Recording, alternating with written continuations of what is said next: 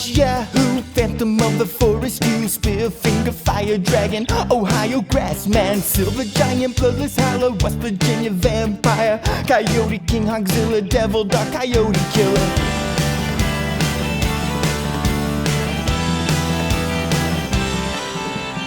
Cave creature, Mothman, Smoke Wolf, Lizard Demon, Ashman, Grafton Monster, Cow-killing Bastard, Shadow Creature, Dustman, Cherokee, Death Cat, Wild Man, Great Fire Rape. What else do I have to say? Steal yourself some chicken wire, and I'll get some lumber. Catch the Thunder Brothers.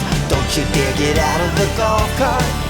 We can keep our big seats while we hunt the big feet. Snarly Gastro Team, Red Island Bear Beast, Silver Giant, Squalling Savage, Black Wolf was kind of average, Stone Giant, Raven Mocker, Midnight Whistler, Wampus Beast, Wawa Woman, Ohio Grassman again. Technically Huckleberry Wolfman or Wolf County, need to find the axe again if we hunt the Lightning Man. Welch's Werewolf, Daily Howl, Kentucky Hellhound, Little Girl, Headless Horror, I can't take it anymore.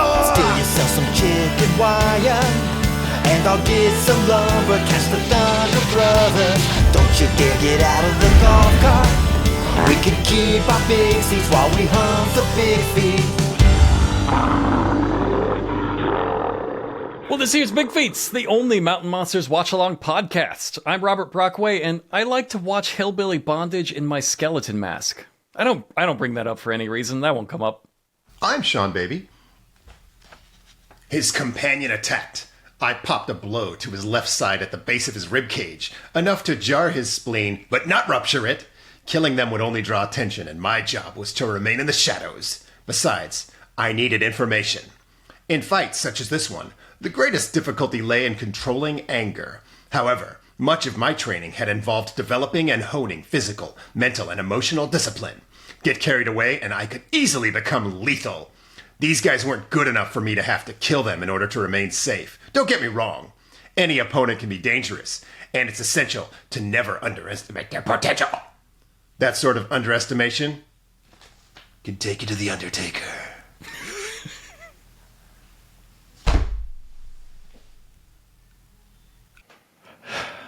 And I am New York Times bestselling author Jason Pargin.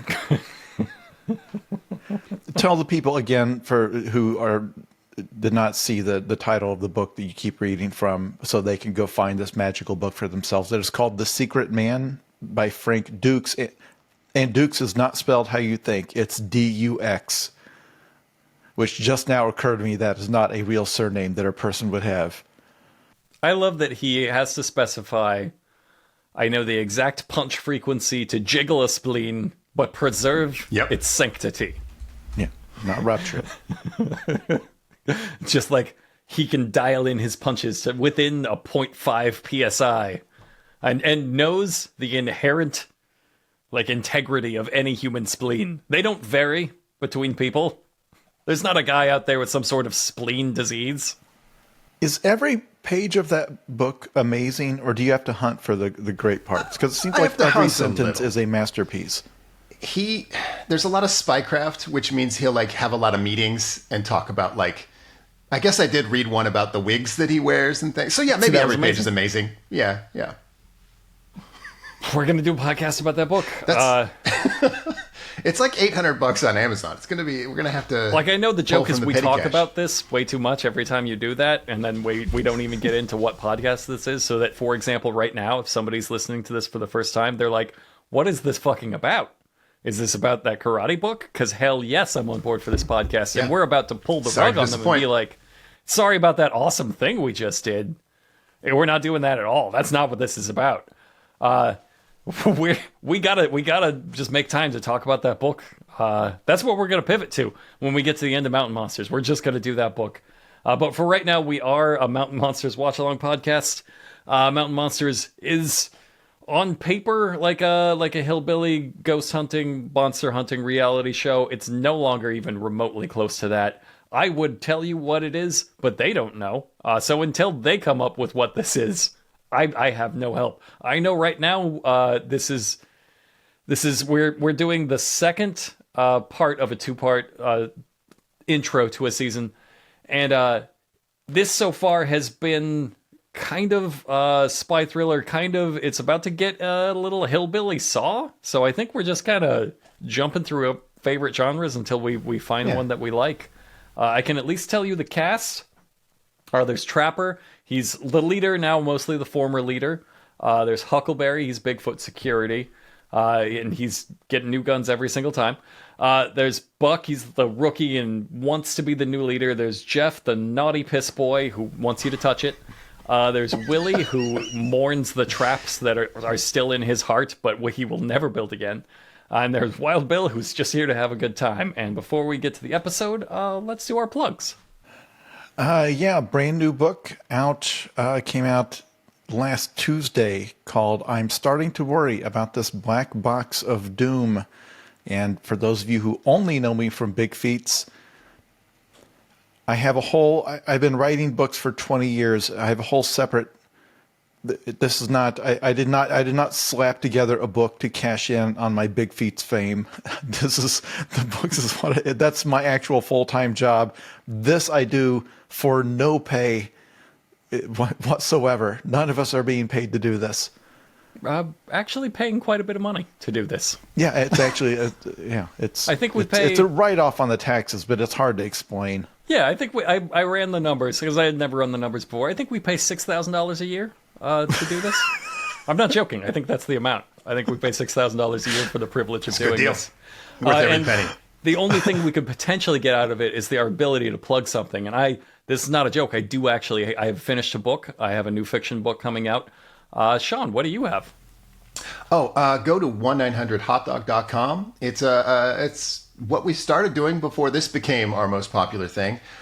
We do daily articles by world-class writers about very, very, very strange things. Patreon.com/1900hotdog. It's the only way you can support us. And I'm not going to tell you about my book. I don't legally have to. Until the publisher starts actually coming after me, I have nothing more to say. All right, so we're going to get into Mountain Monsters. We're watching... God, this whole... Everything is in flux, so there is no permanent ground that we stand on anymore. We are watching, right now, Mountain Monsters Season 3, Episode 2. The Rogue Team Rises Part 2, so there was a Part 1. You have to listen to that podcast. This is according to the HBO Max order, which is vanishing from this timeline, which is being erased by a series of... Somebody has gone back in time and made different decisions, made different, better decisions, and it is erasing Mountain Monsters from our timeline. It's no longer... The first 2 seasons are not on Max, and that first season was like the first 4 seasons. Because like all the best shows, there is no order to watch these in. It's disappearing almost everywhere. It's not going back up anywhere else. At some point in time, we're just going to have made up this show for all intents and purposes, and we should win awards for that. I will accept awards for that. I'm not above it. But for right now, that's the episode we're discussing. So this is part 2. In part 1, I'm just gonna skip and only recap the relevant things that happened in part 1. They got a text message to meet the Rogue Team, and they did that. And now to part 2. And for those of you, if this is your first episode of Big Feats, don't start here. You could, at minimum, start... Well, I wouldn't start with the last episode. See, here's the problem. I realize, listeners, that every 6 episodes of Big Feats, we start by announcing that they have totally changed the format of the show Mountain Monsters, and that, in theory, you could just start here, because everything that came before it is meaningless now. It was a different project. They have moved on in a bold new artistic direction. I think to get the full experience, you should go back to episode 1 and follow them from these very modest beginnings with a very straightforward idea for a show. A bunch of experienced hunters going to try to prove whether or not these creatures exist in Appalachia, to now there's multiple factions of Bigfeet hunters. There are 12 tribes of Bigfeet. There are ghosts and demons. There are haunted lands. They have averted the apocalypse at least once. They tried to catch the Mothman and found out that it did the 9/11 attacks. It's been a long and winding road, and it is hard to catch you up. Now, in terms of the other last thing that I think is kind of... it'd be kind of crass to leave it out because the central emotional arc was the conflict between the rookie, the youngest buck, and the old man trapper who is declining in health.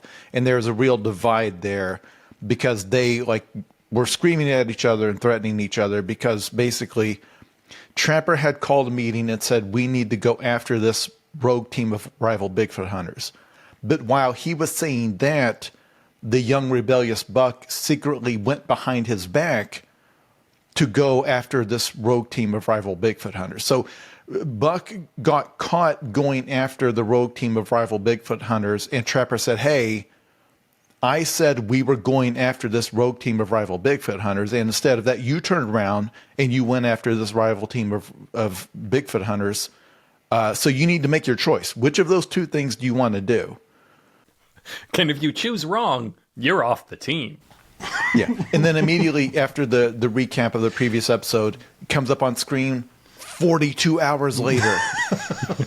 42 hours after what? After they were kidnapped? I think after they were kidnapped. What an odd number of hours. It's probably just a typo. So, okay, when we last left off, they had met with the rogue team, or what they think is the rogue team, and they had been kidnapped while specifically Buck, Jeff, and Huckleberry had been kidnapped by these people while Wild Bill and Willie watched because it was funny, I guess. They were supposed to be covering them, but they hiked like a mile and a half away and then waited until the van started leaving that held their friends and then said, oh shit, and started running for it. They did not make it. I don't need to spoil it. Catch the van. There's nobody that thought they would. So they run up and they get in their own truck and they're going to follow them. And they do follow the van. The van stops only to give their hostages their camera back. So they've decided they've driven long enough. It's inhumane to keep these hostages from having an active camera filming them. That's how they decide to get around. Like, this is one of my favorite things. And like, if you watch a lot of found footage horror movies, they struggle to find a reason. Like, why are people still filming? And like, right. Famously in Cloverfield, the guy was like, it's to honor my friend. He would want us to continue. And like, it's super weak. You're like, no, that's not. Yeah. You wouldn't keep doing that while the monster stomps on you. Problem. There's what I like here is they turn the camera on and they're talking. And the guy in shotgun says, keep the talking to a minimum. Which is not generally what you say to your prisoners. You prisoners better speak a reasonable amount. Use your best judgment, or we will kill you. Only necessary exposition, please. So yeah, they stop. That's the only reason they stop is to give them their camera back. These are the best hostage takers ever. They're so the logic. Okay, the actual logic they use in the show is we're so far out here. Nobody could possibly recognize anywhere that we've been. So therefore, there's no danger in you having a camera. They're trying to make it seem like it's actually, you guys, it's actually really scary they let us have the camera back. Right. Okay, on the version of this you guys watched, did it not start with an in media res thing with the group of cops in the canine unit trying to find Trapper? Yeah, did it not starts kick off with the little sizzle reel thing, yes. I figured Brockway skipped it to avoid spoilers. Well, no, because this is again why they get very confused about how to format these. Because you get the recap from last week, text on screen, 42 hours later. Then they have a frantic chase where they have a group of cops, 3 cops with AR-15s and a canine unit, following a trail of blood through the woods, trying to find Trapper with the gang with them, with Buck and Huckleberry and all those guys with them. And they get to a shed, like, there's blood everywhere. And they open it up, and it's like, oh my gosh, Trapper has been brutally murdered. Then they cut to the Mountain Man song. Then they cut to them doing the stuff you're talking about, being in the truck on the way. But they never come back and say, okay, now this is 42 hours earlier than the thing. We went 42 later. hours in the future. Mm-hmm. Now this is... They didn't come back and say 42 hours earlier. So if you're watching this, if you don't have a keen memory of what was happening, you now have no idea how many hours passed, whatever. Right. Because this is 9 months and 3 days and 42 hours, Left. but then they've Yes. gone back the 42 hours. So Right. And it's not like a flash forward. What it is, it's a sizzle reel. It's a commercial for the show you started. Yes. After the recap for the show you missed. but they kicked it off by announcing that 42 hours from now, Buck and Huckleberry and Jeff will be freed from those hostages that you're worried about. Like, because Yeah. in this thing, this flash forward, they're free from all that. So that Right. we're just letting you know that 42 hours from now, they're going to be fine. Yeah. So Everything now will be let's okay. circle back. So To the heroin kidnapping. I'm sure you and all of our listeners right now will agree that I left that out so that they would not be as confused as they are right now. No, I don't think they deserve that. Okay, I'm kinder than you are, but you are more accurate. You're right. They do start just like the first time with this little suffer as we teaser did. of oh no, here's the most tense moment of the show. Record scratch. Let's find out how we got to this moment. Only they fuck it up 8 different ways, and it's impossible to describe. Like, literally where we are in time at this point. I had no idea where we are in time. So I decided to leave it out, and Jason decided to wait, I guess, about 10 minutes after I started talking, and then reinsert it to, like, keep the spirit alive of keeping us, like, ungrounded and out of time, as one would be while watching this episode. It's actually a very artful way to do that. Yeah, because I actually could not remember in what order they presented all of this to us Right. at all. So I thought it was still coming somewhere.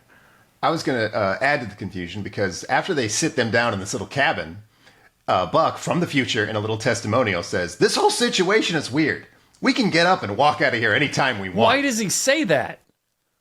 Okay, so to be perfectly clear, the kidnappers take them out there. They take them out in the van. They pull them out of this van. They take the bags off of their heads. Their hands are zip tied. They bring them in this shed and shackle them with huge Shackle. cartoon-style chains and then lock the door to this shed. And then Buck stops at a testimonial and is like, well, we could walk out of here at any time, but if we want to find out what's next, we got to stay. Did he forget that they... I don't know if he meant that to sound badass, like, oh, we could have Jason Bourne out of those shackles anytime we wanted. He Or if didn't he's say just that. like, look, it's just an escape room. If any kids are watching, don't worry about it. We're safe. So when do you think they shoot those testimonials? Do you think that is much later?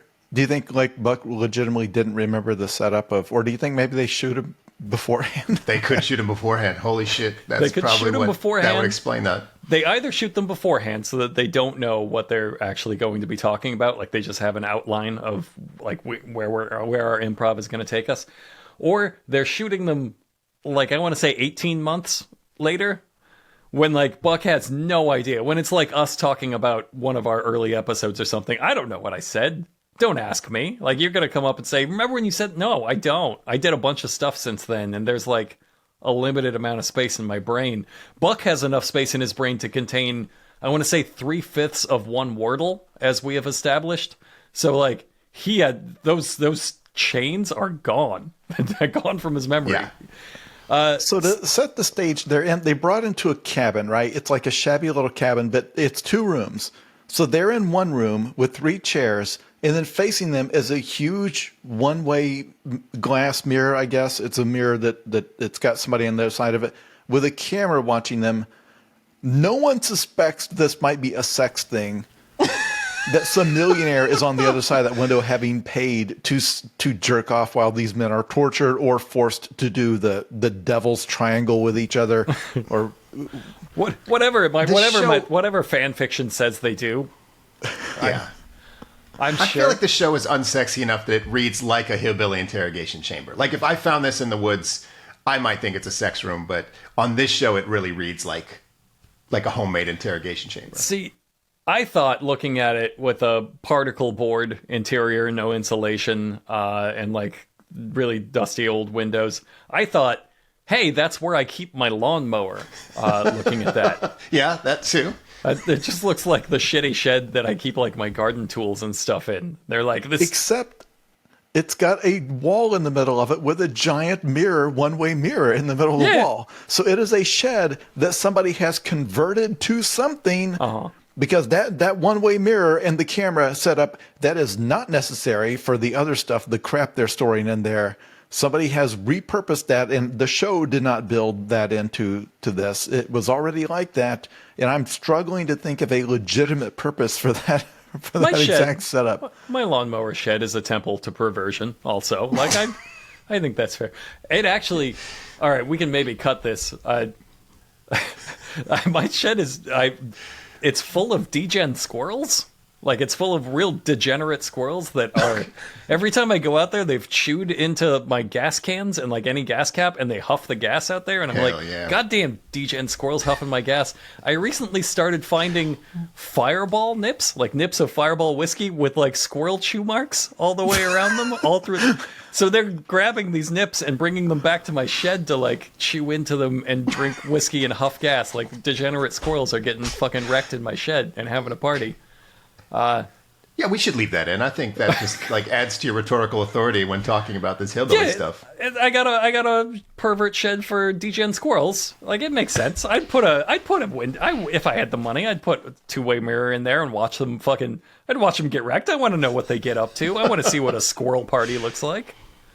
So I understand that impulse, and we're leaving it in. We tied it back in. Yeah, this is a deadbeat squirrel party shed for sure. So while Bill and Willie are creeping up on the shack, sure, at any moment they might finally do something, but don't. It's still like, we're gonna wait, we're gonna cover them, we're gonna see if the moment's here. The moment is still not here. The moment wasn't here when they watched your friends get abducted, when the van drove away, when you followed them to a murder shed for perverts, and you're still just watching to see what happens. Because if their task had been, hey, when they pull away, follow us, they would have stayed in their vehicle and just, okay, they're moving, follow. They didn't do that. They sent them out to a sniper nest half a mile away. He said cover It's us. like, no, if these guys attack us, do 4 clean headshots from 1,000 yards out at night. Like we've never mentioned it, but that's what Wild Bill is doing on the team. He is the world's foremost sniper. Like, he's an expert. Deadly meticulous accuracy. That's what all the meth is for. It's the only thing that steadies his aim somehow. So they're in this shed with this two-way mirror, and they hear a noise from beyond it. And Buck walks up to it, and ultraviolet lights come on the other side, revealing a guy in an extremely funny Spirit Halloween skeleton mask. Yeah. And he says into a voice modulator, "Sit down." And Buck says, "Oh, I sat down." He says in a testimonial that, again, is not possible. As soon as that skeleton appeared in my face and said, "Sit down," I sat down. Because we just saw. Because I am very scared of skeletons. He says that's like the scariest thing he's seen in his life. The premise of this show is that you have fought every monster on Earth, and a guy comes up in a Halloween mask that would not scare a child. And he says, "Sit down," and you're like, "Oh, yes, sir." Oh. He does say there's a whole lot of things that don't scare him, but I didn't go through my notes, but I don't think there's a single noise or light in the woods that hasn't terrified Buck. He once left a walkie-talkie for his worst enemies to find because it was 3 feet into a cornfield, and he was not going to go back into that cornfield. Like, he's not a courageous man. I just want to point out that, like, a couple episodes ago, I was saying, like, I was telling you guys, I scrubbed ahead a little bit, and I saw we get to like a hillbilly jigsaw type thing, and I'm so excited to see how we got there. We're fucking already there. Yep. We're at hillbilly jigsaw. This is hillbilly idiot jigsaw. This is fucking table saw. And it's so great that you thought there's a million twists and turns that gets the show to here. It's like, no. They got a text message saying, come let us torture you, and we got a saw trap waiting. Like, that's all right. what I thought. I really thought, you're right there. Having seen that and had no context, I'm like, it's gonna take so long to get from where we are right now, which is like hunting a Bigfoot, to getting like hillbilly saw. No, it's like 2 episodes, and they're just like, we're doing fucking hillbilly saw now. Get on board. Get in, idiot. Voluntary at every moment from the people in it. Like, he's the guy who said we can leave anytime we want. Not to mention they have Wild Bill and Willie outside who could rescue them anytime they want. And also, the rogue team is still just doing fraternity pranks. Like, I realize they got rough with him and made Jeff pee himself, but that doesn't take much. They did not make him do anything. That guy was so upset. That guy was so upset when Jeff peed himself. Yeah. Jeff really broke the rules of whatever consent was established before this happened. And Jeff that's not pees cool. himself when you bump him on the bus. So Oh, you bumped me. It scared me. I guess I peed all over the bus, everybody. So if you run down the list of the rogue team's aggressions, they shot a Bigfoot that the Ames team felt like they had legal ownership of somehow. But they were also sent going them to shoot.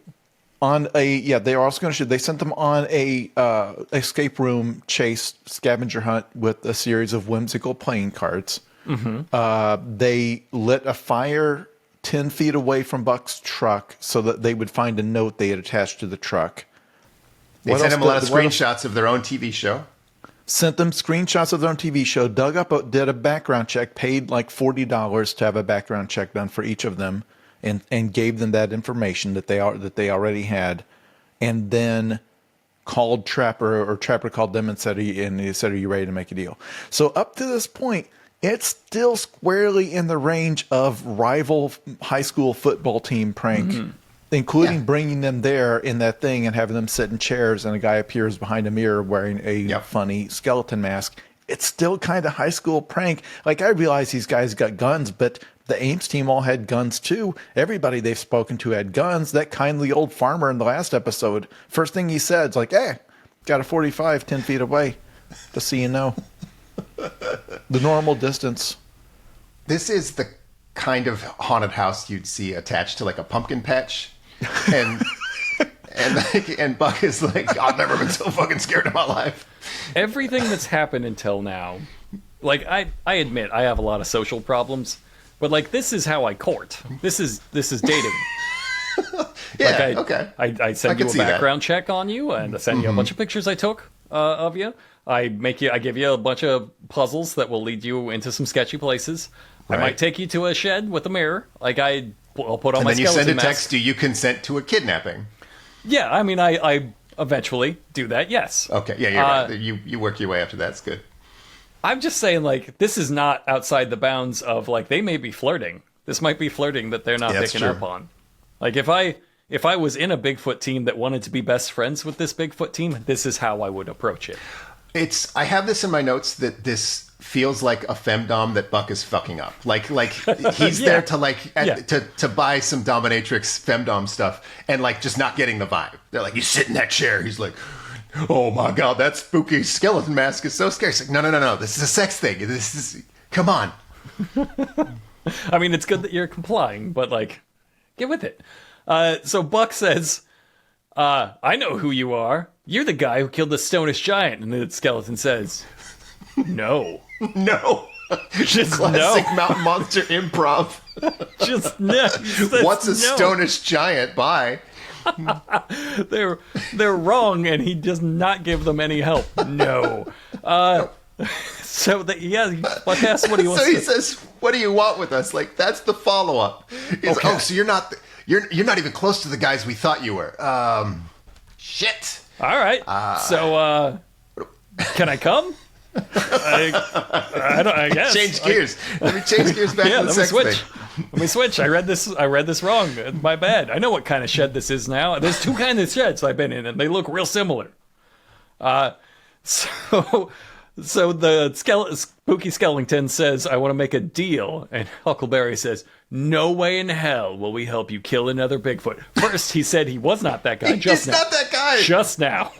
Seconds. 5 seconds ago. Seconds ago.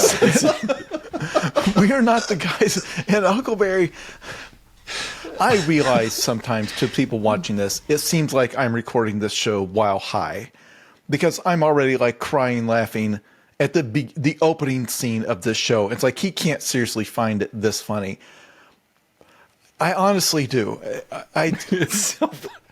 But because they try to attach such incredible stakes to their improv, and improv is hard. It's harder than what people think. It really is.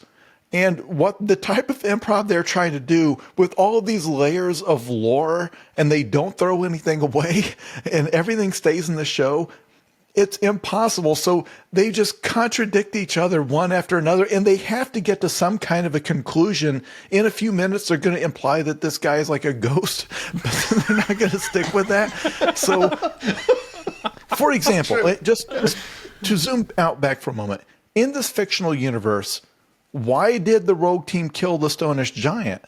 Because it wasn't to achieve worldwide fame, because that was 18 months ago. That was in January of 2016. This is freaking spring of 2017. They've told no one. So is the premise here that the rogue team is hunting Big Feet for the meat?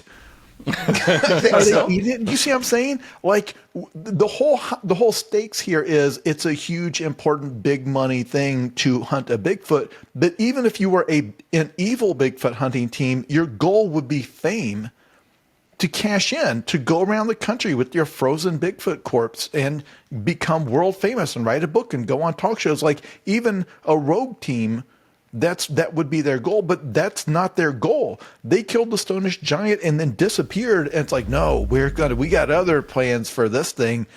It's like, what? In your improv, what did they do with the Stonish Giant? Did they sew up its wounds and make it their slave?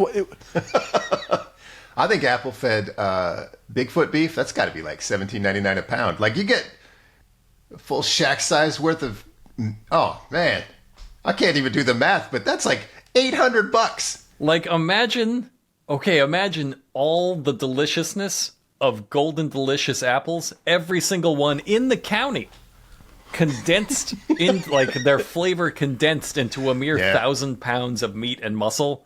That would just be bursting with flavor. Just bursting with flavor. So where are we at? This guy says to Huckleberry, I never said I was after a Bigfoot. Right. I literally actually just said I wasn't. Will you catch up? This guy has said two things to them so far, and they're both nuh-uh. Yes. So they ask him what he actually wants for like the third time, and he says, I want you to go back to Lee County, Virginia, back to the dark forest, and I want you to capture the woman of the woods. First of all, I wanted him to say Mothman so bad. Like, I would have, like, bring Mothman back into this mix. It's still just as funny that what he says is, I want you to capture a ghost. Yeah. Yes. It's great. Two things. In fact, one, it's a ghost. They made it extremely clear that it is an ethereal being. Now, I realize that multiple times they found a woman's footprint, but at other times it was clear that it was only visible through the camera, and it was an immortal witch or whatever it was. Sometimes fire breathing. And told Jeff when he was going to die. But the other thing, they have never referred to that place as the Dark Forest before right now. I went back to that episode. They retconned that forest to the Dark Forest. If it had been called that, they would not have failed to have mentioned it. Well, or maybe they would have. I want you to go back to the Dark Forest. Excuse me, where? Excuse me. I was hoping it was Hogzilla. I love the idea that somewhere in West Virginia, there's literally a place you could go to called the Dark Forest. I'm going to Google it right now because it's... I guarantee you, if there is, it's like a 5th grade field trip destination. It's like... we skipped a pretty good comedy beat where the ghost face guy said, we're after something you already let go. And that's when Buck said, can you be a little more specific? Because they've never... Hogzilla's the only thing they ever caught. Yeah, you're going to have to... Wow, you're going to have to narrow that down. This is like canonically 50 episodes or so of things we've let go. We caught some dogs. So it's not the dogs. You mean those dogs? We want you to go after the one that got away. Oh, No. Fuck. We caught one. All the rest got away. we caught Hogzilla. And so they do. They flash back to like, oh yeah, back to the woman in the woods. The last time we faced her, she marked 2 of us for death. Right. They do explain that again. They say, remember, we could let that go, but we have been marked for death. That's how badly we lost that fight. Also, she showed Jeff the day he dies, and that's why he pees. I know now I know now why Jeff pees. She said it will be on the day you do not pee your pants, and he's just fucking No. trying to outrun the devil. One day at a time, brother. One day at a time. They show footage of them in the Indian makeup here, which I really love. Like something that we would have been like, let's shamefully pretend we never said that or did that. And here they are, just super cut of Indian footage. So Jigsaw isn't done. He says, if you do this, he'll give them the guys who really killed the Stonish giant. And what's more, he knows where the body's at. That's right. Back to Squatch Body. It's all back to Squatch Body. Hopefully it's in a freezer. Yeah, because it has been a year and a half since they shot this animal. If it's like, yeah, no, here's the pile of bones that we left it out in this backyard and it's been gnawed on by neighborhood dogs and everything else. So Buck, God, you're not going to believe me when I tell you how this interaction goes next. Buck says, how do we know we can trust you? To his skeleton-faced kidnapper. And his skeleton-faced kidnapper says, I never lied to you, and I never will. Like he's fucking Colin Farrell in The Rain. Case closed. Like he's in a rom-com now. What? So good. It's so good. And Buck responds like he's in a rom-com because he says, no, you said you were going to call us and you never called. We sat around the phone for months. That's a quote. Like the shift in vibes is fucking crazy here. And then the response, Buck, you speak with such certainty, but there are secrets you have yet to learn. And then Buck's response, I don't know what that means. That's the only thing he said that I agree with. So, if it's not clear to the audience out there, improvising a Bigfoot hunt where the only stuff you have to improvise is yelling, he's over there, and go, and get over here, Willie, that's one thing. Because it's all fun and games, and you can kind of go with the flow. Even then, they still screwed it up very, very badly. But that's one level of improv. Another layer of improv where you're asking somebody for a little more detail about what happened on their Bigfoot encounter, that's a little more difficult, and they tended to screw that up even more. Where the guy's like, oh yeah, I was fishing by the pond then, and I saw the grass man dive into the water. He was 5 or 6 feet tall. And then they like, are you sure he wasn't 7.5 feet tall and 1,000 pounds? Like, no. The level of improv they're at now, where they're trying to improvise their way into an expertly written thriller, face-off, romantic comedy, erotic thriller. No one tries this. This is not a thing you improvise. You do not improvise a line like, there are secrets you've yet to learn. That's a written thing. That's something you have a script, you've rehearsed it.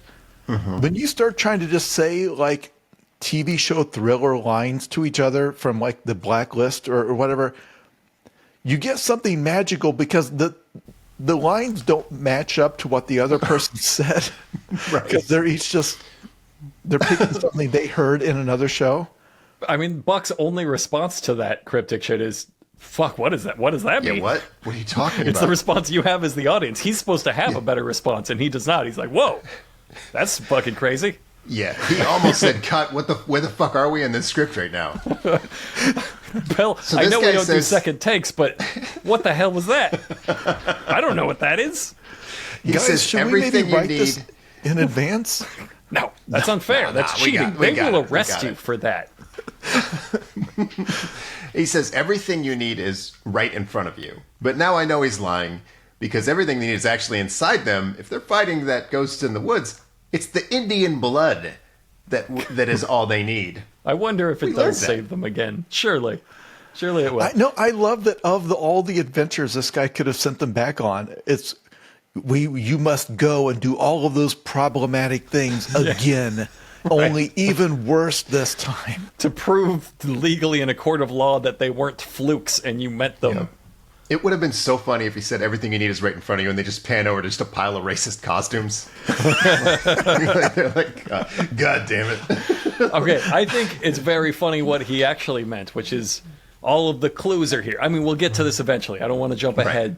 But he basically says, this is an escape room. Like, that's what you say in an escape room. And that's what the escape room master looks like in his Spirit Halloween skeleton mask. He says, 100%. everything you need is in front of you.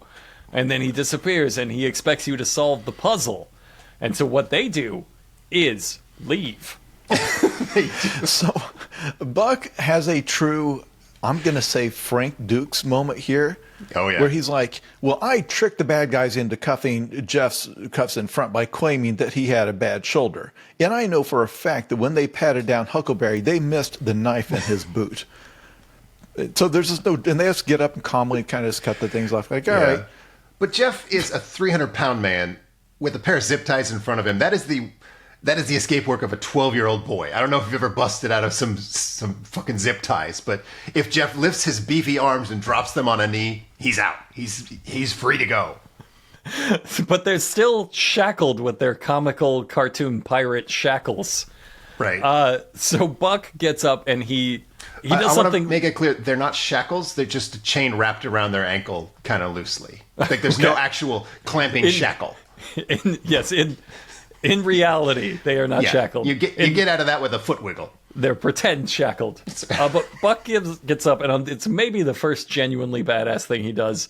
He grabs his chair and he throws it through the two-way glass, which is like, it looks like so much fucking fun. That's the first thing I would do if you put me in that scenario and we're like, do something awesome. Right through that glass. Only it doesn't work like he thought, and the chair just gets stuck in the glass. Yeah. He has to kind of walk up to it and kind of awkwardly push it the rest of the way through. Moment's totally ruined.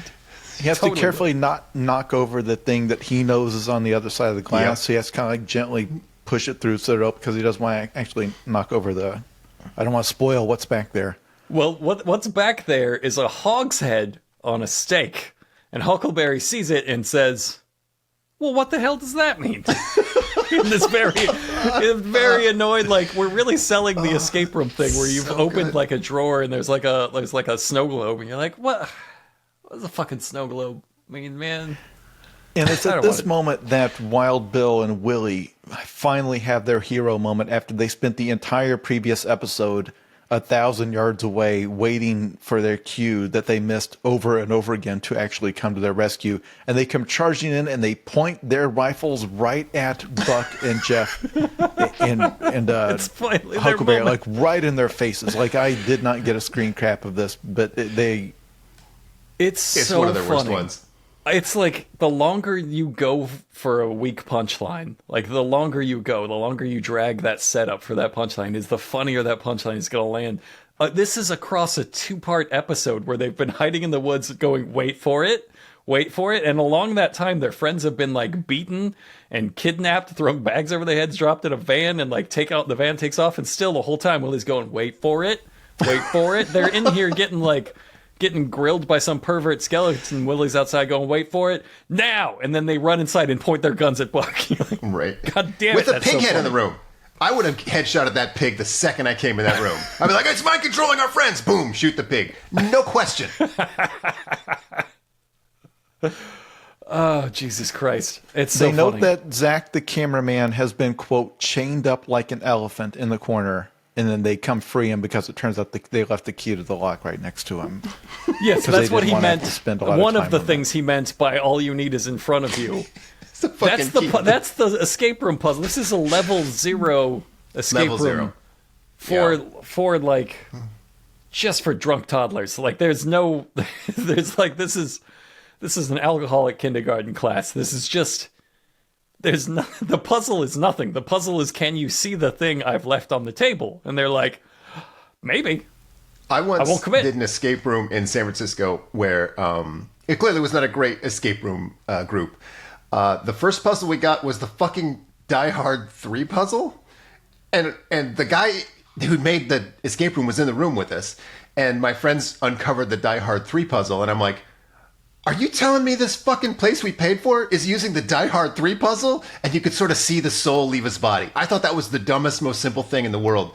But if I was tied to a chair and there was a key in front of me, I would be so mad. But they barely solve it. They barely Yeah. got that key. You got to keep in mind the headspace of the rogue team at this point, having watched them for years. And every time, like, they watched them do shot by Sequad, and they've been like, nope, text him. It's Squash Potty. You got to text him. They watched them, like, the whole time. They watched them, like, they had to just send Buck the pictures and, like, a message. Just meet us. Just, you are not going to fight. You come meet us, because you're not getting it. So, like, you know, like, the skeleton took that key and he put it in like in some sort of gourd and like hid it up in the rafters, and then his thing's like, Bill, come on, man, No, just put it on the ladder, just put it right there. They're not He gonna had a find the little gourd. lockbox with some letter rotators. We will literally find their starved corpses out here 6 months from now if you hide that key somewhere. Just give them the key. So they say they no longer feel safe now that the kidnappers are gone. So they have to get out of there. Right. I guess they felt real safe in the presence of their kidnappers. Well, with other people gone, that means their terrible curse of always finding Bigfoot is back upon them. Well, I also want to note something here, because they do go into that other chamber, because they're going to come back here, but they're going to go into that other chamber where the hog's head on a stake is. And to set the scene of this, because we've been describing this as a Saw type setting, in that room is a sink, a coffee maker, and a Pepsi vending machine. Yep.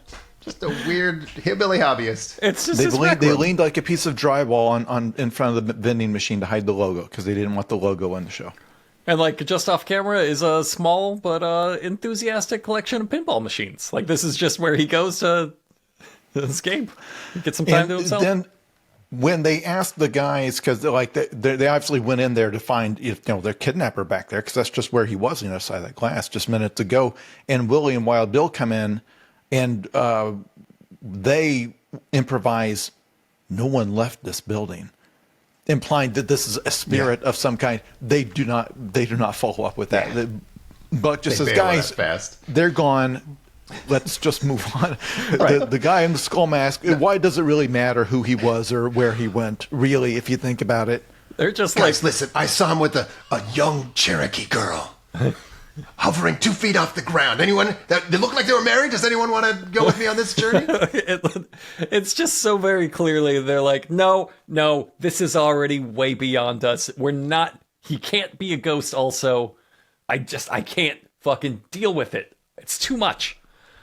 So they no longer feel safe now that they're alone and they can look for clues. They have to get out of there. So they all pile into their truck and immediately get lost. They immediately say like, oh, we're lost. And then almost immediately again after that go, wait, there's Willie's truck.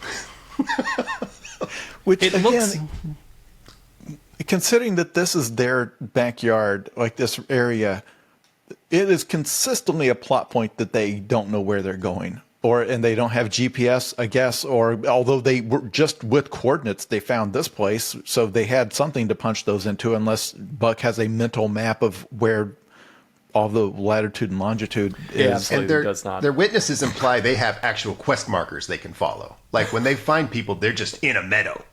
And it So- does not help. They can't follow them.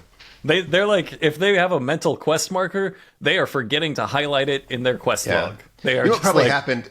They had the wrong quest highlighted in their menu, and then someone's like, "Oh no, fuck! We're looking for Trapper's truck. Switch back we to the already side went quest." across the map. God Yeah. damn it. You were on main quest, dumbass. I just like that they say, okay, we got in the truck. Well, we're lost. Well, there's the truck. It looks like not only do they get lost after about 15 seconds of driving on one flat straight road, but this whole thing took place about 20 feet away from where they started. Yeah. And it's not in the middle of the woods. This is not in the wilderness. It's just out. I just want There's to a throw road. back to the moment the kidnapper first took them and is like, well, you can turn your cameras on because you're so far gone. You're so far out here, baby. Nobody could ever recognize what happened. And it turns out what he meant was we're 20 feet away, and it also turns out he was right. We're so far out here, only a Pepsi distributor can find the place for a vintage Pepsi machine. Even then, he won't come weekly. It's only every other week, baby. The woods. So the next day they go to update Trapper about this, only to find his truck is gone and his house has been ransacked. I love this They- ransacking. they ransacked his whole house and make it a point of taking the camera all the way through Trapper's lovely 2-story home to show that they've truly knocked everything over. All the furniture's been knocked over. Now, they've not smashed stuff, obviously. They've kind of, they've gently put stuff out on the floor. Also, if you watch closely, Trapper had a bunch of framed pictures on the walls and they blurred all those. Now, you can tell yourself, well, that's his family. He didn't want their faces in the show. I'm going to say that's his erotic photography. Yeah, each one is like a different position of him cranking his hog. It's just so that if you walk by it really fast, it animates. Just sprint around his house in a circle. You can watch him come. You gotta watch. It ends in the bunker. So they ransacked his home very gently, but you absolutely know when his wife came home, she's like, "This is why I don't let them in. This is why nobody lets them in. Like everything's part of your fucking Bigfoot game. They're gonna just ransack your house because they've seen it on TV and they think it's cool." They decide they must have been after whatever was in Trapper's safe. Willie knows the code to it, and inside is Trapper's phone and a note which says, "Guys, if you can't find me, look here," and more GPS coordinates. Another masterful puzzle solved by Another the piece Ames of the team. puzzle. I know we can't stop on every moment because this podcast would be... These podcasts are already longer than the episode, but it is a lovely little bit of improv where Willie says, if he's got anything valuable, it would definitely be in his safe. And then somebody else improvises, well, do you know the combination? They're like, oh, yeah. All right. Yeah.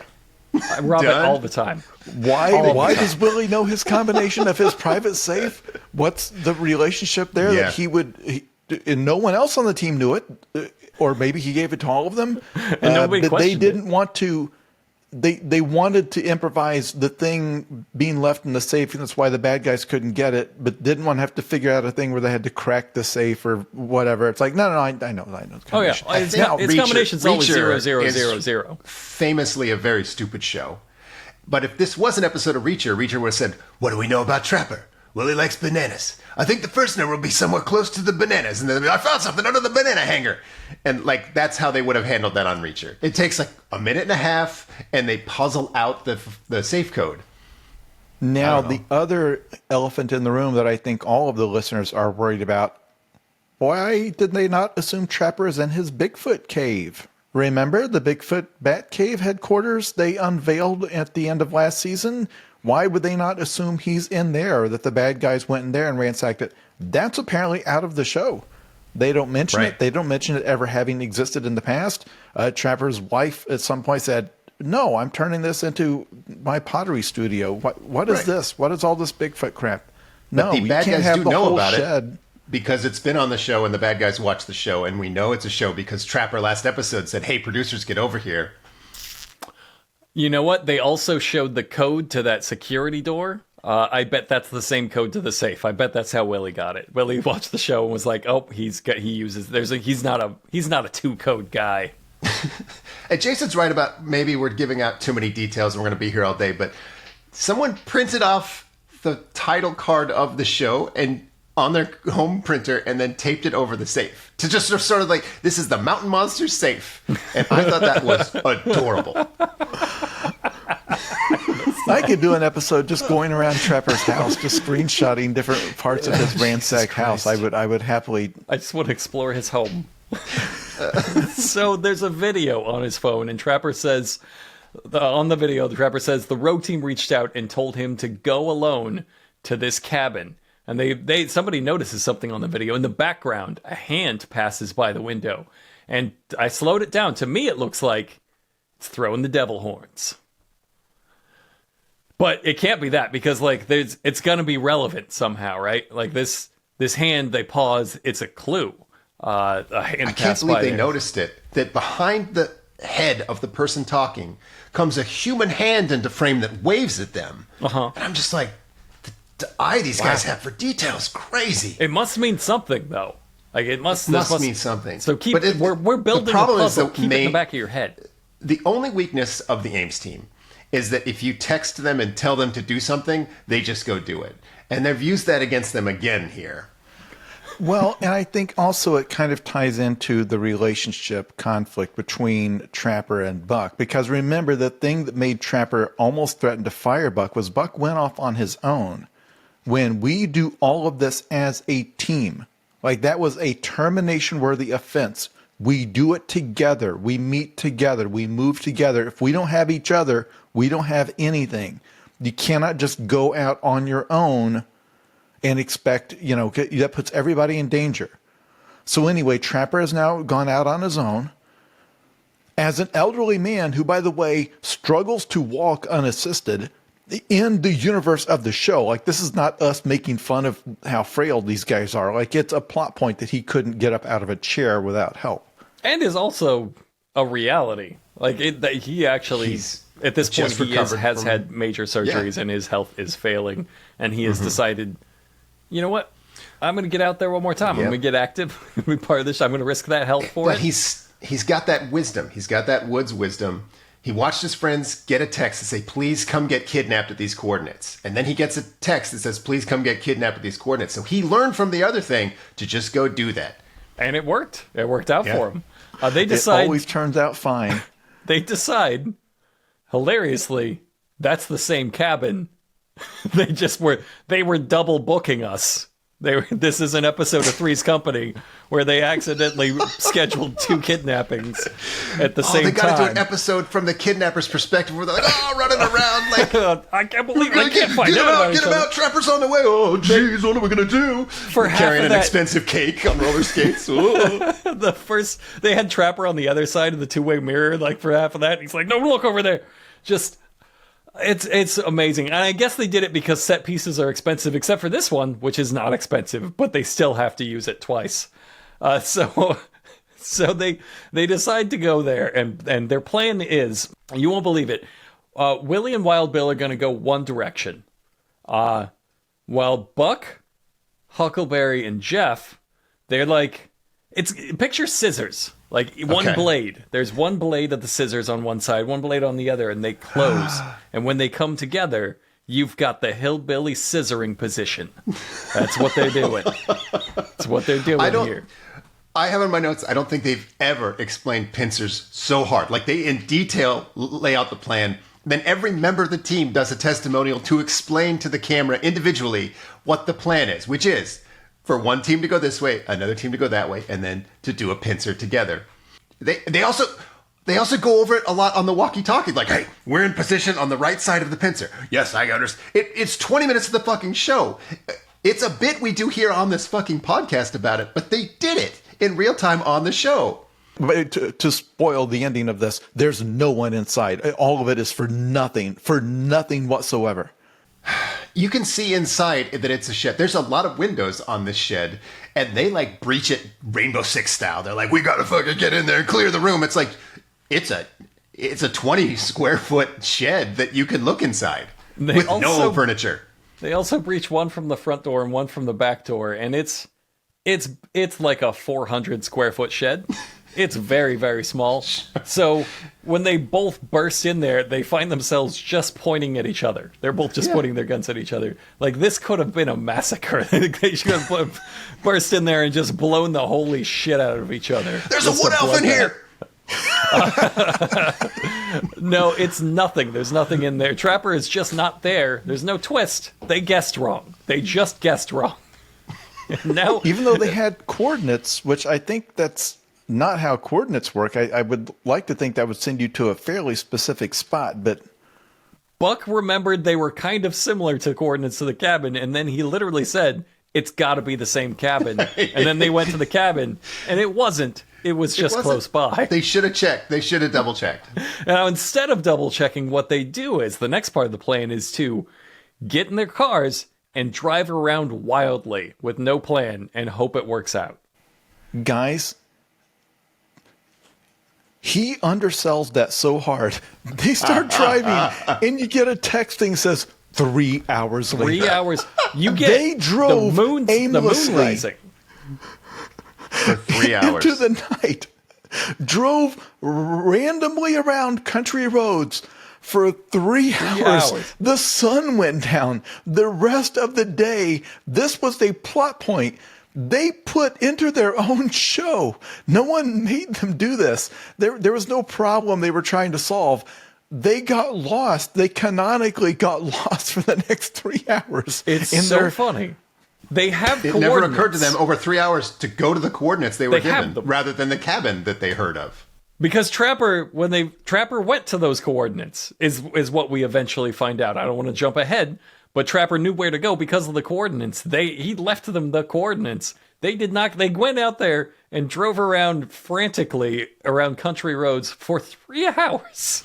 Presumably while being watched. Like the rogue team must have been watching them the whole time. Like, what are they doing? What are they fucking doing? I told you they barely got the key in front of them. Like, did I not tell you? You can't with these guys. We gave him the coordinates, but he went somewhere else. Why would he think it was the same place we sent them before? Like, I know that they failed to get all of the clues out of the pig's head because they just left because they were scared. This would be such a funny episode of the Batman animated series if the Riddler just picked a guy who was so dogshit stupid that he drove him completely insane. That he was just trying to leave riddles for this guy, and he's like, "Why would you?" Yep. No, and then it reveals the at riddle. the end that it was Mattis Malone the whole time. It was Batman pretending to be an idiot to drive the Riddler insane. The Riddler completely insane, and it worked. It's just They don't have to make themselves look like idiots in their show. No one's making them do this. You wrote those clues. I feel like the listener may be losing track of the fact that those coordinates, they wrote those themselves for themselves. They didn't have to have this part. didn't go to them. They also wrote down, "We don't go to there. We don't go to those. Why would we go to those?" Well, it would be cool if we went to the cabin again, because I love being in that cabin. I didn't think about how that makes us look like fucking assholes. Yeah, because they're going to have to come back to the cabin a third time. Spoiler, later in the episode. Anyway. So Jeff spots a taillight. It's Trapper's truck by the side of the road. Sheer luck. They could have been out there until they died. That was their plan, is just run around until we die. Trapper's not down, but they're not there, but they look down at the step and there's blood everywhere. Buck Do you remember how much blood? A pile of blood. There's a pile of blood out there. He says pile of blood like 5 times in this episode, and I just realized that he also called it a pile of poachers in the last episode. Everything's a pile. That's his thing, yeah. I think his day job is manure salesman. I think he just measures in piles. That's what it is. British hemorrhoid doctor. That's what it is. British hemorrhoid doctor. We cracked it. So Buck sees that blood, and he says, "All right, we need some backup. I'm going to call the cops." That's an option? That was an option this whole time. Buddy, you needed to be calling the cops all the time then. We did. No, people call you for... They're supposed to be the guys that take care... No, I'm going to call the cops. I think what is funniest to me is, like, they see all this blood, this piles and piles of blood, and they decide, like, Trapper's probably dead. Like, this is too much blood for a human to lose. So this is an emergency.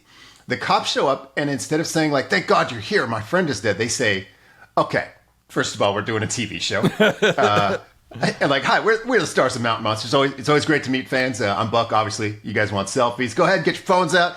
I can record some voicemails for your kids, whatever. But first, I guess before that, our good friend and mentor is out here in the woods. He's an elderly invalid, missing a few piles of blood. Anyway, let's get started with those selfies so we can go find our buddy."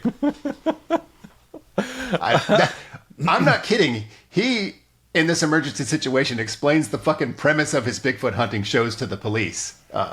And the cops echo back the urgency of this situation. They also say when he shows them the blood, they're like, "He's missing too much blood. Like, this is an emergency. Just keep this in the back of your head." Yeah. Everybody agrees, Trapper, from what we are seeing, and I agree myself, there's blood fucking everywhere. They went nuts with the blood here. This is like, you're going to die. Now, from a production standpoint, there's 3 cops fully equipped, 2 cop cars, a canine unit, like not just a dog, but it is a trained acting dog because it's going to do the acting dog stuff unless they put an actual corpse out there for it to find, and that's how they pulled it off. But that it's like a professional production dog. It goes right to the cabin where they're going to have Trapper in there pretending to be wounded. I don't know. Do you think, I know we went over this, but this requires the cooperation of like the whole police department. Like last time it was one cop, and it's like, okay, they got that guy to bill it as security work or something, and it's good promo for the police. This is like the whole local police department. A tiny village like that does not have that many patrol cars, that many canine units. They don't have, but these guys are all fully equipped. They've got like their AR-15s that they bring to the SWAT stuff, and they got the radios. The one thing they don't have is they didn't have rain gear. It's pouring rain, and their shirts are just getting soaked. I thought that was weird, but yeah, again, I don't know if you can just hire actor cops in West Virginia.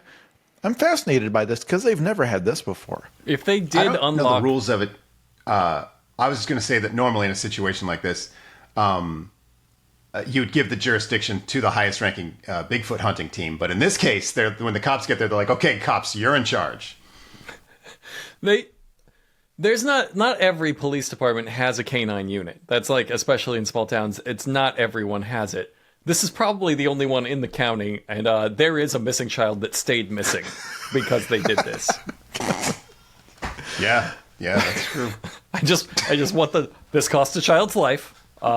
Maybe who's to say if it's worth it? Let's find out what the payoff is of this highly dramatic scene, and we'll decide if that child's life. We're to reorient it, because I think some of the audience is confused. So now we've arrived at the 42 hours later that they put on the screen at the start of the episode after the recap, but before the sizzle reel. And then they failed to note that the other stuff was 40. So it's been 42 hours since something. I'm glad we keep bringing this up. It helps every time. You know what'd be really funny to happen right now is a Bigfoot attack. Like if they have the full local police and a K9 unit with them, and that's they've not mentioned is saying the word Stonish Giant. Does that fulfill doesn't Bigfoot have to appear in some way to fulfill the contractual obligations? I think because it's a two-parter, and he did appear for. The implication is that he appeared for maybe 5 seconds in the first part of the first episode. That they don't have to do it, because they don't even tell the cops this is a Bigfoot show. I mean, they say mountain monsters, but it could be the Walking Dead style, like we're the mountain monsters. Oh yeah, in the title, me and Buck. I mean, they are. They're They hunting men to water for them. Yes, you are. Yes, you absolutely are. So we're back at this moment where they're looking for Trapper. They follow him to the shed. The dogs start going nuts. The cops throw open the doors to the shed. There's a little moment here where the cops start to throw open the doors to the shed, and Wild Bill hefts his shotgun and goes to run in, and Buck has to be like, no, that's not what you do. That would be fucking crazy. That's a crazy thing to do. And Wild Bill has to give him a little, all right. I was going to run in with the SWAT team because it looked like fun. The cops throw open the door. Have we mentioned that they still have all their guns? Like the cops said, yeah, come with us on this manhunt. Bring all your weapons. We love, and specifically behind us, so that you could do whatever. Yeah. We love that. You guys have great trigger discipline. The cops throw open the doors. Buck says, oh no, there's blood everywhere. And Trapper is there. They actually have this literally wounded old man laying on the ground on this cold, dirty floor. And he says, you'll never believe what happened. It was just my old wound reopening from when I kind of fell getting out of the truck. Fucking what? What? Just a gushing, gangrenous open wound he's had for months. Yeah, it's the wound from his surgery. That's what this whole episode. So the whole last episode, the whole drama was, we got to find these poachers, and then we asked them the wrong question, and like a sphinx, they were like, you're done. That's it. You asked the wrong question. We don't have to tell you anymore. The whole episode was pointless. This whole episode is now pointless because Trapper just fell a little bit. It's like obviously none of this is real. The blood is just paint. It's like spaghetti western paint. It doesn't even look remotely real. It's not pig's blood or whatever. It's bad. But if you're going to lie about this, you can lie about anything. You don't you don't have to make all the tension disappear. You could say the rogue team kicked the shit out of me, and now we gotta go get him. That's actually what's wrong with me. I was on the upswing, but now if anything happens to me, it was the rogue team, and you have to avenge me. Use something. But regardless of the rogue team, he is as close to death as anyone could ever be. And the cops are like, yeah, let's get EMS out here. It's like, guys, call it off. Don't worry about it. I'll just stick a Band-Aid on this. He's lost gallons of Gallons. blood. He's Piles. lost more blood than I think is in a person. Do you know how much Yes. blood it has to be to form a pile? Like, you 'Cause really again, have to pour. They followed a trail of blood from his truck to this building. It is not a short distance. They had to have a dog to find it. And it was not droplets they were following. It was puddles of blood because they went stupid with when they were trying to make it look scary. So his excuse, like, oh yeah, I just sliced open my femoral artery, crawling out of my truck, and it's been gushing blood. And then he refuses EMS, and cops like, oh, all right. It's like, See, I don't think they would let you they would refuse not. that because, No. like, yeah, you've lost so much blood, you don't know what you're saying right now. I'm telling Right. you think you can bandage this up. We are telling you, no, you can't. You will Started not this make hunt. it. They started this hunt by saying, with this amount of blood, we might be looking for a body. And that was before they followed the trail of more blood. And then And a found shack. him in a puddle In a of blood. shack covered with blood. Yeah. Now, Yes, the other and- thing the shack is covered with Thank you. is hundreds of photos of the Ames team. Again, screencaps from the TV show that they have wallpapered every surface of this shack with. The cops never mention. No questions. You don't want an ambulance? We're out of here. I love this murder cabin. How you guys have a fun night? The cops knew the second they saw that. They looked in there and they're like, wait a minute, are these pictures of the fucking guys we're with right now? Is that seriously what's happening? Because I I would just know take what off this my is. shirt because I would know it was a sex thing. Yeah, the cop is there like, all right, listen, I'm not allowed to fuck on duty. I'm not saying no in general, but not right now. I can't. Also, Right. who smells like piss? Somebody Mr. Pants. Yeah, like that. I would feel so unsafe as those cops. I would pull my gun on them immediately and No just question. I would drop the flashbang at my own feet and take it just for the opportunity to get away in the confusion.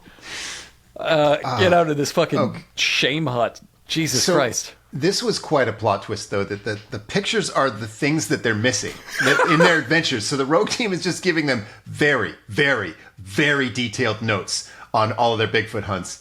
Unsolicited Bigfoot. It's the kind of Bigfoot consultation that normally costs, what, $40,000? It's bad Bigfoot. Before the It's cost of negative this Bigfoot interactive feedback. haunted house. It's the photo. The exact Trapper explains. Look, what you're looking at is the exact moment we missed something in each of these investigations. And there's tens of thousands of pictures. It's a monument to their failure. The rogue team went through and was like, I'm gonna pinpoint the exact fucking moment they fucked this all up, and I'm gonna take a picture of it every single time it happens, and I'm gonna wallpaper a goddamn shed in it, and then they'll know. It's... And then So what- Buck finds half of a coordinate. What's And he says- what's the solution to this puzzle? What's the fucking solution to this puzzle? He says it's a huge clue. It's coordinates. It's literally coordinates again. Like I don't fucking know Here's it. another personal story. My dog is rock fucking stupid. We got a new dog. He's so stupid. Our other dog, she gets bored and we get puzzles for her, and they come in levels. And we keep having to advance them and get her like higher and higher level puzzles to keep her entertained. And Milo, my new dog, my rock stupid dog, he can't do any of it. He doesn't even understand that you're supposed to do them. He's just like, what is this? And so we had to get him a puzzle feeding mat where his puzzle is I just put peanut butter in something, and then he tries to solve if there's peanut butter in it or not. Okay. And then sometimes he doesn't. Sometimes he'll just start licking one of the squares that doesn't have peanut butter in it. And that's what these guys are doing. That's what Buck Yeah. is doing right now. Buck is in there licking an empty square going, I found a clue. This one smells like peanut butter. Like, just go to the next square, man. No, I'm happy with this square. So I'm just gonna the keep rest of the licking this team square. agreed to leave that cabin without examining those photos and their mistakes. Didn't take a cell phone picture, nothing. hundreds of hours of research those guys spent putting this together. They're like, hey, we want to confront you. This is an intervention. We want to confront you with how bad you are at hunting Bigfoot. Look at all these moments. Here, Buck, here's you falling down in that creek. Notice how there was only 6 inches of water there? And on and on. It's like, all right, well, take off. And then Jeff decides, he's like, before I left that building, I noticed something in the back corner. Something I had seen before. And he goes back there and puts something in his pocket. Now, I thought he was going to go back there and find that carved wooden bird that they had pranked him with in the Thunder Brothers episode. Like he had like secretly brought it there. It's like, hey guys, look, this is the key to everything. Do you think maybe we missed something? Just finds every single time they've done that to him. The wood pile with the dartboard. Like, I'm looking for that picture. I just realized they didn't even show what he took. He just like... No, and in fact, they're not going to mention it again in this episode. No, they don't mention it again in this episode. And in fact, I think the rest of the team does not know he did this in reality, that he improvised. Well, I found something even more important in there. I'll show you later. It's like, no, you didn't. So... He didn't tell his close personal friends, but he did tell the producers of the television show that they're all on, who they communicate with, and some of them presumably watch their own show. Yeah. All of this leads to a genuinely heartbreaking moment where Trapper says, I just went through one of the toughest nights of my life. He admits that it was entirely self-inflicted. And he says, I tell you what, guys, it made me realize I can't run with you anymore. And he explains that he's 70 years old and he's sick and he just can't play Bigfoot with his bros anymore. And he gets a little teary in a way that I thought was probably genuine, in which he's realizing like he can't play this game he made up that he's had so much fun doing. And it got to me a little bit. Yeah, it's very emotional. It got to me a little bit, that moment that he has to realize like I have to put away my toys here and I can't be with my friends anymore. And that was really genuinely sad. And I was not what a fucking ambush after this this comedy of fucking unforced errors that was a shed full of them. I don't think he's talking about the AIMS team. I think he's talking about Mountain Monsters. And because we have said many times, shooting this show would be a blast. Like going out with your friends is so low stakes. And apparently there's no oversight or expectations or anything the audience wants in particular. And you just go out there and improvise a monster hunt with 5 of your friends, and you just make it up as you go out in the woods for a weekend. And you're so bad at it, and everybody loves it. Everybody loves it anyway, and you get to just, I don't know. Yeah. It just, like, I think it'd be so much fun, and I don't doubt that this was like his favorite thing, and they probably all look forward to these shooting their silly little TV show. And it was, to be fair, it was what he was born to do. He had a unique skill set that was only valid for this crazy fucking thing. And plainly, no one else can do it. Yeah, Buck has proven that no one else can do it. Buck is going to spend the rest of his life proving that he's no trapper. So the next day they take Trapper to the cabin where Buck saw Mr. Skellington and got scared. Buck says again, he reiterates, I'm a little nervous going back into this cabin. The last time we was here was the worst experience of my life. The only thing that happened to him is that he saw the skeleton mask. Yep. That's all that happened. And that's the scariest. Jesus Christ. Huckleberry looks at that hog head for a little bit and says, I just realized something. That hog had his eyelids cut off. You fucking just realized that. By the way, that does not mean anything. There's no like symbolism that says like, yes, no. Unseeing eye. Wait, this is going to do it. You're wrong. They interpret that to mean that we need to look. You're right. My mistake. Somebody left them a clue, and that clue was, look. This puzzle master is so fucking frustrated. He is at the end of his goddamn rope. This is the way a puzzle master says, you're fucking losing it. You gotta try here. I can't be the only one in this relationship. Like this is breakup territory. So the next clue they find that marked on the bottom of the chair that Buck threw through the glass, it said X marks the spot. Again. So now they got to go looking for an X.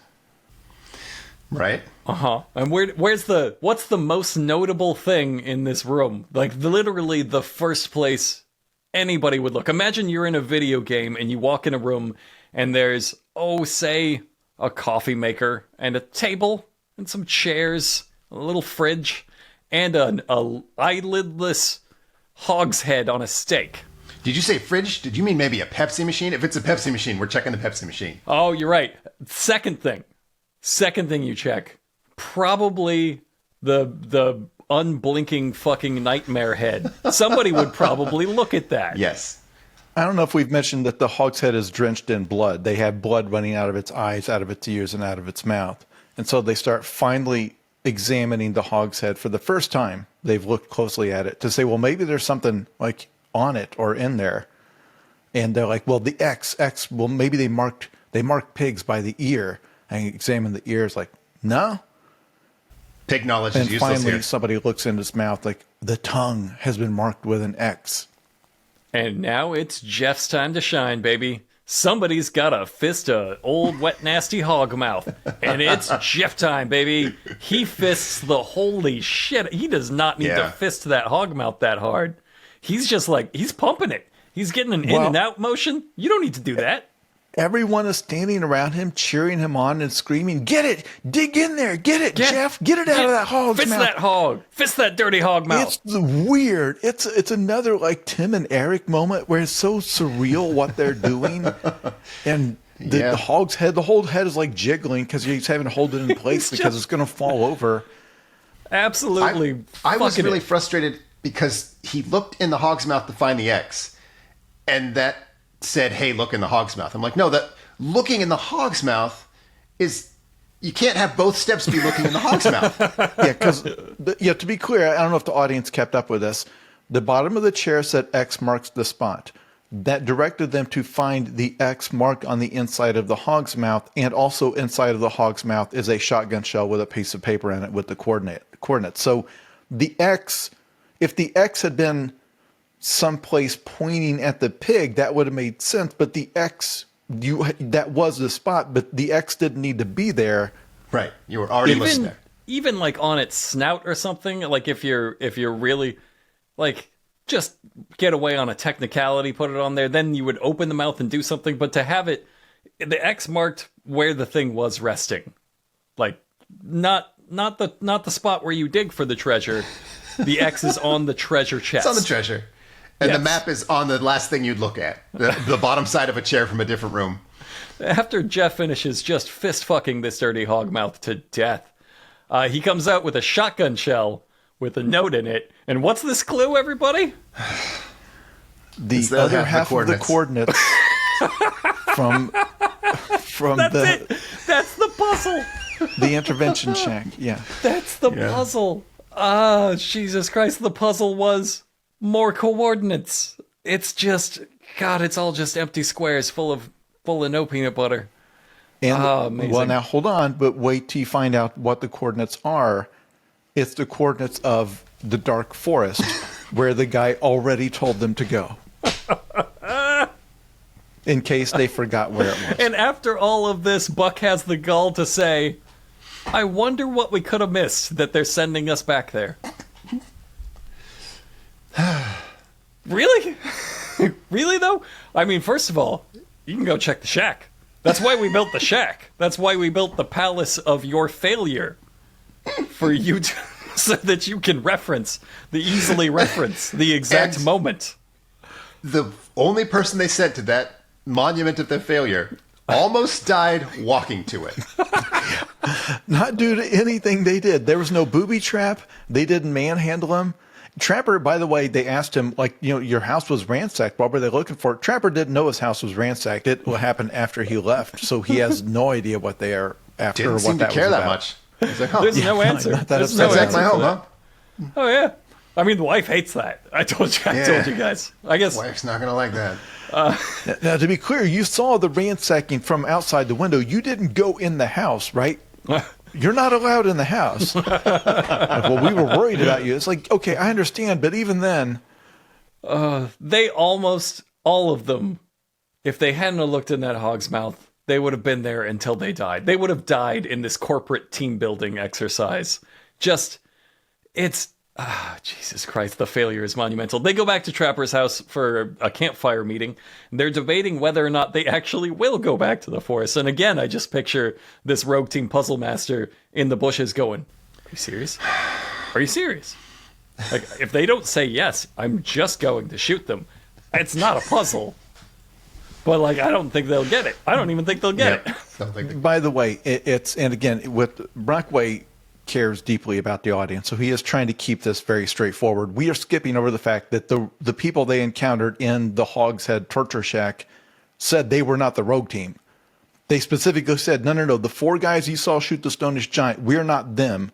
We know we have a bead on them and where they're keeping its body. If you do a deal, if you do something for us, if you capture the woman of the woods and bring her to us, we will tell you how to find the rogue team that shot the Stonish Giant, right. Implying that there's a third faction of rival Bigfoot hunters. But Mountain Monster superfans. We have no idea if that's actually... We've just been calling this group the rogue team because they don't have a name for this group of people, and they kind of are talking about them as if they're the rogue team still, right? Like, that's how... I have a theory, and that theory is, we'll see whether this is borne out. I genuinely have not watched the future episodes, but I do believe, it's not a joke, I believe this is how this is going to play out. They are going to forget that they ever said these people were not the rogue team. Or they'll remember it at one point after they've already forgotten and made them the rogue team, and they'll go back and try to retcon it, so they'll say, actually, they were working with the rogue team the this whole is time. C-Quad. Yes. Like, this is all... There's no way they're going to keep another faction in play in all of this when they forgot just having one faction in play. They forgot for many episodes that they ever did that. If the rogue team ever comes back into play, it's these guys. I promise it's these guys. You know who has a second secret in addition to what they took out of the cabin? Jeff. So many people have secrets for no reason. He presents them with a video someone took of him sleepwalking in the dark forest. Because they're talking about going back to the dark forest, and Jeff's like, guys, I've already been back there. In fact, here's a video someone took. And it is... By someone. Someone. Narrated by a goblin. Like... See, so I Jeff thought that's pretty clearly implied that's the woman of the woods that's taking him out there. And she's doing a witch voice. Okay. That's what I got. That's what I got from that. He tells the team, like, I didn't, for some reason he didn't share this previously, that I've been back out there, but I don't know how I got back out there. All I remember was waking up in the middle of the dark forest. Don't know how I got out there. Just soaked in my own urine. Gallons of urine. Just the most piss anyone has ever pissed. So that was normal, but everything else was weird. And then his cell phone was lying on his chest, and on his phone was the video of him being like zombified and brainwashed or whatever, and walked through the woods, and she like made him lean up against a tree. And then the evil witch voice says, "That's not where we go, Jeff. That's where the black wolf lives." He went to the wrong tree in his mind control stupor. Like, they can't even get fucking mind controlled right. The woman in the woods is there, frustrated. Why would he hide this from the team? And why would this coincidentally be the same place that the rogue team wants them to go? Same reason Buck hid that text message the rogue team sent him of all the pictures and stop chasing shadows and meet us here. He forgot. They just forgot. And then they're so lucky that somebody else mentioned the woman in the woods, because then he was like, oh, shit. She made a TikTok with me. I forgot to show you that. I meant to show you that TikTok. Oh, Jesus. Oh, shit. So now there's a black wolf. And now there's a black wolf. So we're dealing with the woman in the woods and the Raven Mocker, who is a shape-shifting Bigfoot, and then also whatever a black wolf is. Who also has his own Blair Witch sculpture. Everyone in the Dark Forest has a Blair Witch sculpture. Yes. And to be clear, if people have forgotten, the Raven Mocker can be anything. So the Raven Mocker could itself be a woman in the woods or a black wolf if it felt like it. They've got a black wolf, a woman, and a being that can be a black wolf or a woman or anything in the universe. And they are being sent there and manipulated by possibly the rogue team and a secondary team in opposition to the rogue team, perhaps. Let's see. Delicate balance. This is the storyline we're moving into. Let's see how many of these intricate threads begin to weave together. And how many are simply forgotten forever. Because they're How going many to you'll then, never hear of again. they're going to hit us in the face with a Mack truck of a sizzle reel for Fuck, what it rules. they've called mountain monsters. Secrets of the Dark Forest is the name of this story arc. And it is wild. They're literally Blair Witching it now. That it's a teaser reel full of there's actual fist fights between the team. A lot of your classic falling over for no A reason. lot of falling, yeah. Got a lot More of falling cops over. show up. Do They have cops, more cops? So those cops are still on the payroll? Those cops There's- are really just trying to get in good with the show. They're like the guys that start partying with the band and are like, can we maybe be in the band? I don't know. You party pretty good. And there's something in Jeff's nose. There's satanic rituals. There's chainsaw goofing. There's and then a series of rings, like giant portals in the woods that Woods they're doing a portals? ceremony in front of. God, I'm so excited for it. And then, everything cuts out. And Buck goes, I know now why Jeff's nose bleeds. Like the fucking Terminator. And cuts to Huckleberry saying, Jeff, I need to look up your nose. And then it smash cuts from that straight to Huckleberry pulling something out of Jeff's nose with pliers, like Total Recall. Yeah, We're Total doing Recall. multiple arms. Schwarzenegger movies. Yes. And in the middle of all that, at one point, Wild Bill looks at Jeff and says, "Oh man, they shot him in the face." I'm so hyped. Jeff might have a witch's brain slug in his head. Like, This show, Jesus. I'm so on board. You can never tell which thing they're going to fuck up next. Like, every time you're like, they're getting into the China, and then you go to protect the China. No. They're taking all of your medicine. They're taking every pill in your medicine cabinet. You're like, God damn it. What they are promising is so far above what they're capable of executing. I'm so excited. I've never been more excited for something because it's, again, people out there think, oh, you think the show's suddenly going to start getting good? No. No The chance. failure is going to go in a thrilling chance. new direction. Do you know how many moving parts they've introduced that they have to keep track of? They apparently, like, the implication here is that this whole season is going to be one storyline. That alone, just that simple thing, so far fucking beyond them.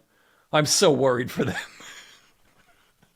I'm so excited to see how they do not handle that at all. It's going to be incredible. But that was it for this episode. What a thing to end on. Let's end on our favorite quotes. I'll go first this time. My favorite quote is when they are walking up to Trapper's truck. They found Trapper's truck in the woods. They walk up on this abandoned truck, and it's Willie and Buck, like, side by side. They're right together.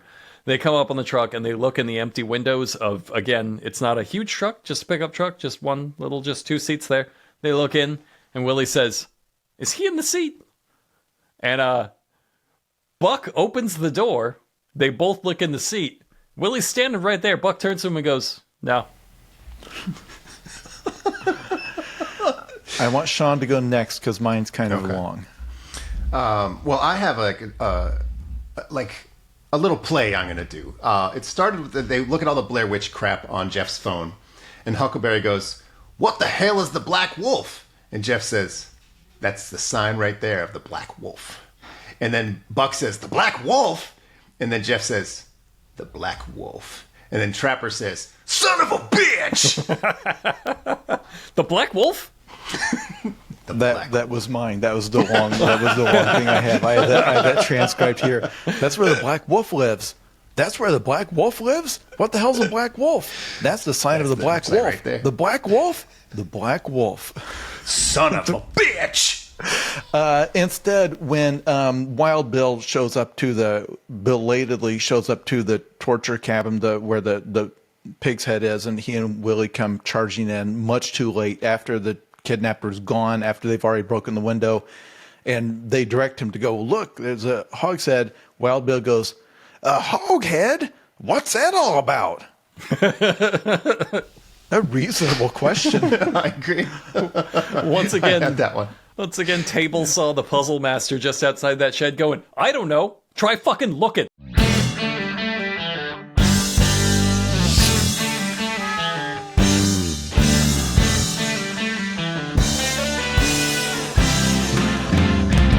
you had to be a Bigfoot feature, you had to open up your mouth. You had to be a big